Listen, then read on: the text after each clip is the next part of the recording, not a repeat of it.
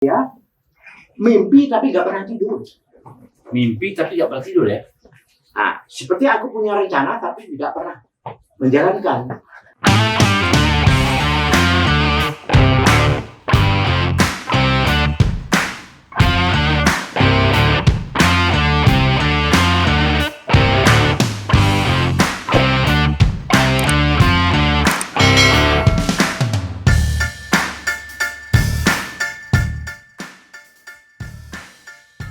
Mas Slamet, mengenai musik tadi ya, musik tadi nanya tinggi tapi ada memberikan sesuatu.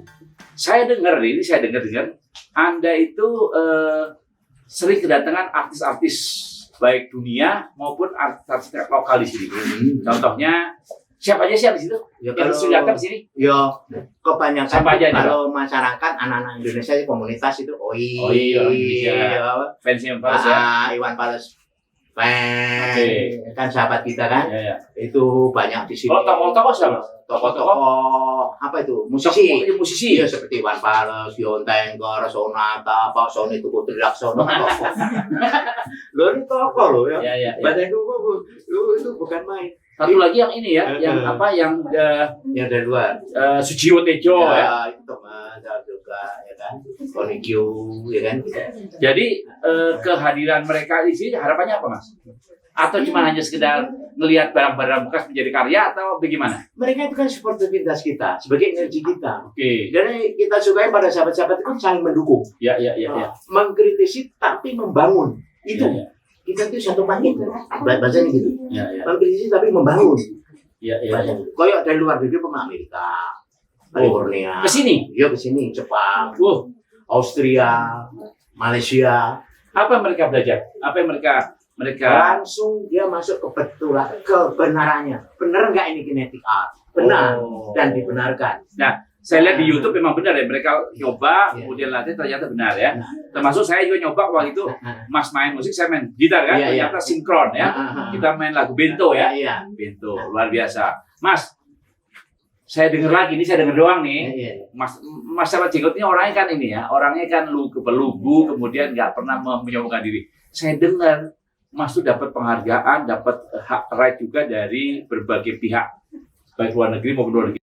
Ini biar teman-teman ya YouTuber tahu apa sih apresiasi yang diberikan oleh pihak lain. Ya, kita sebagai putra bangsa ya, kita ingin berbuat apa pada negara.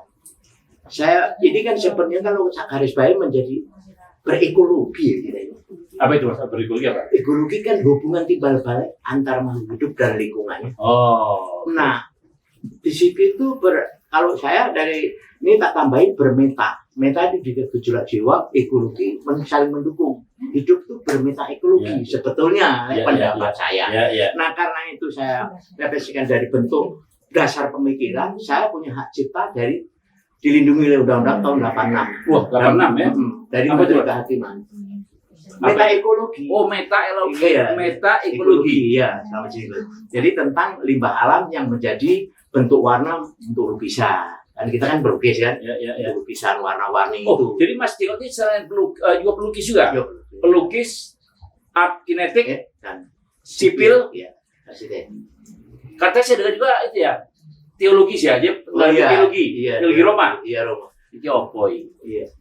Jadi kembali lagi Mas. Jadi tadi yang terkait dengan lingkungan ya, lingkungan masyarakat ini adalah tadi sampah itu bisa dibuktikan oleh Mas Sahabat Jenggot sebagai satu sumber daya yang memberikan energi dan memberikan kehidupan bagi kita semuanya. Nah, Mas, satu lagi yang menarik Mas. Saya sudah berkali-kali ke sini tapi selalu berubah. Contohnya, rumah Mas ini selalu berubah dari waktu ke waktu. Tadinya nggak ada akuarium jadi akuarium. Tiba-tiba tadinya ubinnya itu ubin merah, tiba-tiba berubah jadi biru. Rumahnya tadinya pintunya sebelah sana, berubah jadi pintu sebelah sini. Apa filosofi Mas berubah terus? Udah barang bekas, nggak takut rubuh apa ya? Barang bekas kemudian juga berubah terus. Bagaimana? Begini ya. Ada yang mengatakan kita ini selalu berubah. Ada yang mengatakan rumah ini rumah tumbuh. Saya menggarisbawahi dan bentuk itu selalu berubah. Hidup itu kan tak terlepas dari bentuk. Saya kelihatan sampai Jenggot karena ada bentuk. Saya ini siap tua dan siap muda. Saya siap kulit saya mengkurut dan siap sudut saya berbulu dan inang bulu saya atau putih. Kan selalu berubah. Ada orang jerawat yang berubah. Jadi berubah itu fisiknya ya? Iya fisik, tapi hatiku tetap ada di dalam. Seperti rumahku sama.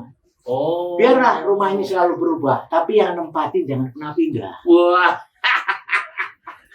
Jadi nggak pernah dijual dong masih? Nggak akan pernah dijual? Masa bikin rumah dijual? Memang tubuhmu itu kan norma etik dan estetik. Masa sebenarnya kita ini kan pembentuknya jangan dijual. Jangan untuk keturunan anak cucu kita. Bisa. Bahasanya gitu. Tubuh kita kan nggak bisa dijual belikan. Budaya kita kehidupan nggak bisa dijual belikan. Nggak bisa. Ya. Bahasanya gitu. Nah, baru tanya orang. Ini rumah yang benar ya kayak apa? Aku mau tanya rumah benar itu kayak apa? Iya. Loh, Pak Jenggot rumahnya ini nggak bocor. Ya enggak lah, meskipun rumah aku sudah beratapkan langit. Loh, lantai mas kenapa kok nggak pakai keramik yang granit? Loh, aku nggak mau terjebak dengan era korban industrialisasi. Kemerdekaan saya pengen meludah dengan bebas, jalan dengan bebas. Bahasanya gitu.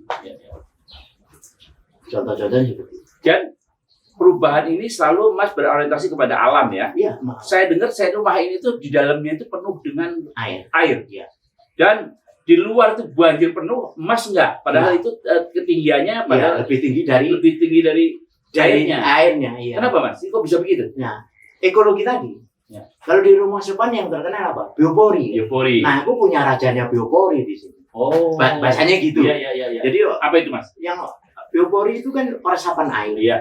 Nah, saya buat secara teknik sipil karena ini kayak basement. Karena Mas background sipil ya? Sipil. Saya bikin water tower besar di bawah itu. Water tower besar bawah ya? Ada 6 biji yang untuk menampung rembesan.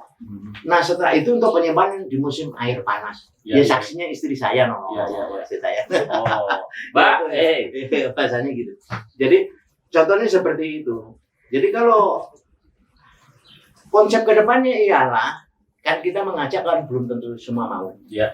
Nah, aku bisa menampung air hujanku dalam satu kali air hujan itu minimal itu 6 kubik di dalam ini. Tanah ini langsung diresap ya? Diresap 6 kubik. Nah, kalau semua rumah ini 6 kubik kan nggak ada air di luar.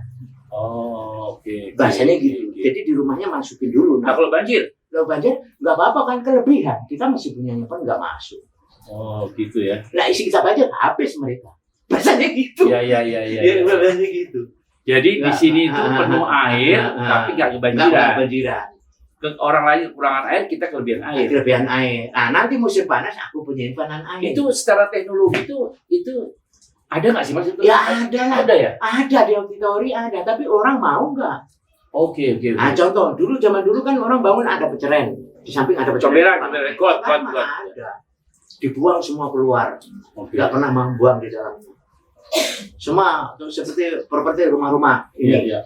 Apa mau mengorbankan 100 meter atau 50 meter untuk kubangan air? Sabar. Nggak ada. Dibuang keluar semua. Jadi, itu permasalahan kita ya. Iya. Itu permasalahan kita. Kenapa kita kok kebanyakan berlebihan air tapi juga kadang kekurangan? Iya. Karena kita nggak bisa ngelola airnya ya. Jadi untuk sekarang ini saya malah minta air menyimpan di dalam ruang. Untuk apa? Persiapan nanti di musim panas. Udah selesai. Oke. Udah bayangkan musim nggak apa-apa hujan. Aku minta di dalam penuh dengan air. Ya, untuk apa? Untuk persiapan air panas, musim panas. Nanti bulan Mei kira-kira Insya Allah kita kelebihan air ini ya. Iya. Jadi mereka nggak ada air, malah aku banyak lagi. Iya. Selalu ada. Mas, ini rumah ini tuh kalau orang mau belajar banyak hal ya. Iya. Dari kita ini penggiat lingkungan atau kita peduli lingkungan itu banyak hal yang kita pelajari di rumah ini. Teman-teman boleh nggak datang ke sini Mas? Ya boleh banget. Kapan Mas boleh datang? Bebas merdeka. Waduh, bebas merdeka. Jadi para YouTuber kalau mau datang ke Mas Jenggot itu alamatnya gimana ya? Alamatnya? Jalan Rumokso nomor 62 Ujung Aspal. Ujung Aspal Pojok Gede. Oh, lagunya Iwan ya? Iya, Ujung Aspal Pojok Gede. Wah, datang ke sini. Dan yang terakhir Mas,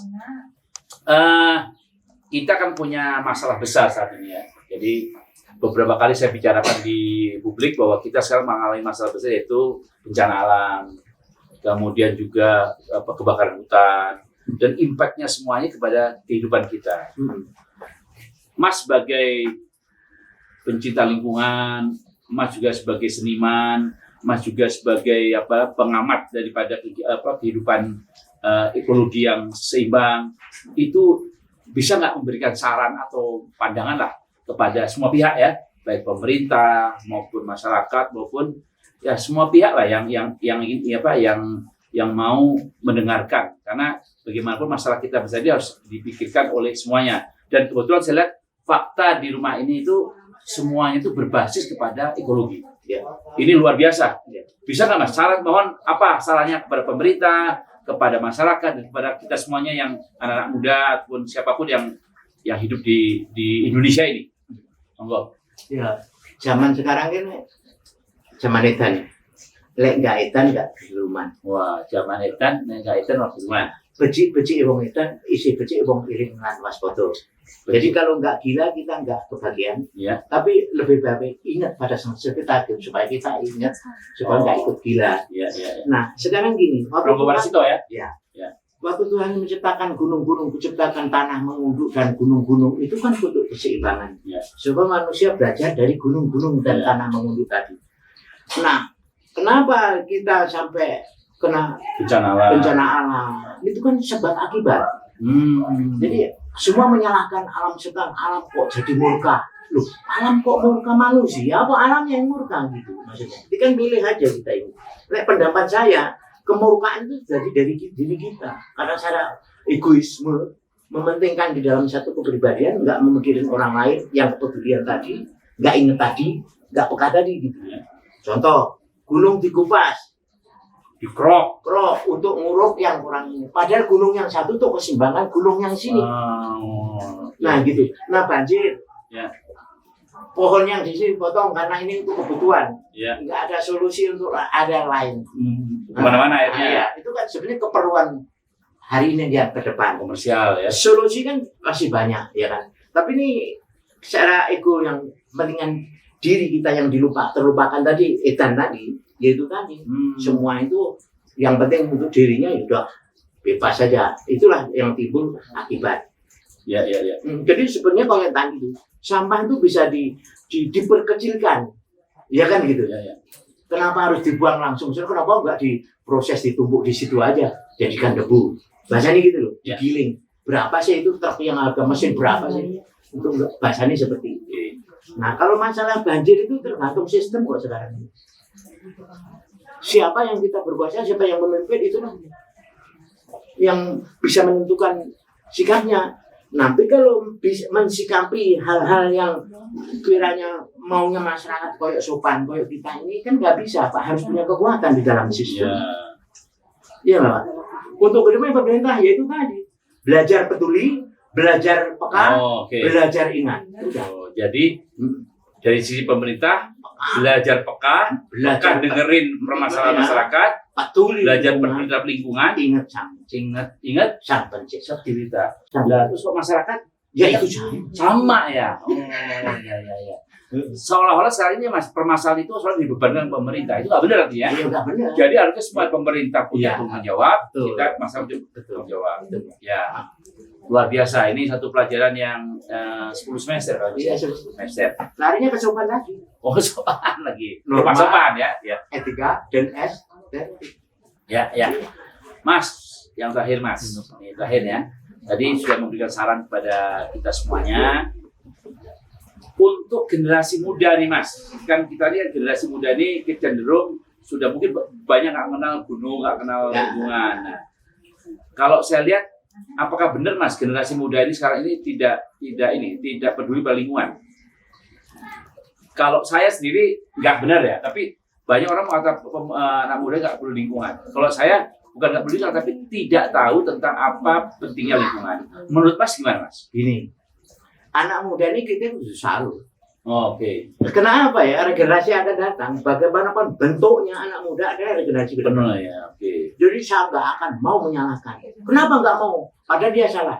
Loh, sistem yang merubah anak muda itu. Oh. Jadi sekarang gini. Oke. Umpama kita ini di era jadul ilmunya mendidik. Hei anakku tidur. Hei anakku ngaji. Hei kamu harus belajar. Dulu dengerin, sekarang buka itu udah dilihat Amerika, Jepang, apa? Penting. Bagaimana kita ilmu mendidik? Ya. Udah nggak ada kita ini. Ya harus ngikutin. Ya. Era ini apa sih? Global, konsumeris, kapitalis, modernisasi, dan globalisasi. Nah dari kita ini saya hidup di era globalisasi. Bayangkan tuh, harus mengikuti anak. Nah anak-anak sekarang tuh saya bilang, yang ke depan itu gampang kok. Lek pendapat saya. Wong dia pengen belajar ilmu, udah punya medianya. Oh ya, dulu harus nyari ini. Nah, untuk barangkali yang kena jas, saya nggak setuju secara pribadi. Maaf aja anak-anak muda, bukan saya anak muda, bukan. Karena Anda hidup di eramu. Nah, aku mengikuti di eramu. Kan gitu. Caranya gimana? Janganlah sekali-kali kau menentukan sikap. Tapi mensikapi. Gitu. Nah, kalau kamu bisa mensikapi dalam kondisi sekarang, pasti akan mendapatkan satu hidayah. Oh, oke. Jadi dalam jutaan ke depan kamu harus memilih salah satu menjadi orang yang pilihan. Ini harus menerima nanti. Nah, sekarang anak-anak belajar, harus kuliah, tuntutannya harus kerja. Loh, kok kerja semua sih? Enggak ada yang menciptakan lapangan kerja. Kerja ini harus kerja. Oh, harus kerja sih. Coba kerja terus gitu. Padahal ada hal yang lain. Harus minta pendapat. Terus kalau kaitan dengan peran mengembalikan lingkungan hidup kepada hal yang serasi gimana? Peran pemuda. Itu kan ya. Anda harus punya kepekaan. Ya, anak muda dan perlu kepekaan. kepedulian. Ya. Karena hidup di masa depan adalah pengingat ya. Karena hidup itu 3 dimensi seutuhnya. Jadi kalau Pak Sony di depan lihat Pak Sony, belakang nggak Pak Sony, dari Pak Sony. Dari depan Pak Sony, kalau nggak ada di 3 dimensi kok dari samping kok selamat jenggot. Boleh ya. Jadi harus seutuhnya. Peka peduli ingat itu 3 dimensi. Iya. Jadi aku peka karena Tuhan memberikan rahmat. Peduli itu kan karena aku ingat sama siapa. Kan gitu. Ya. Jadi utuh itu. Nek kamu nggak ingat sama siapa, betulnya ria. Ya. Jadi para pengamat rumah pemisah rumah sopan, rumahnya Mas Jenggot ini open untuk pemuda karena memang banyak ilmu-ilmu tentang kehidupan ada di sini, terutama lingkungan. Dan bagi para masyarakat yang lain, silakan karena di sini banyak ilmu kehidupan juga yang bisa kita kembangkan.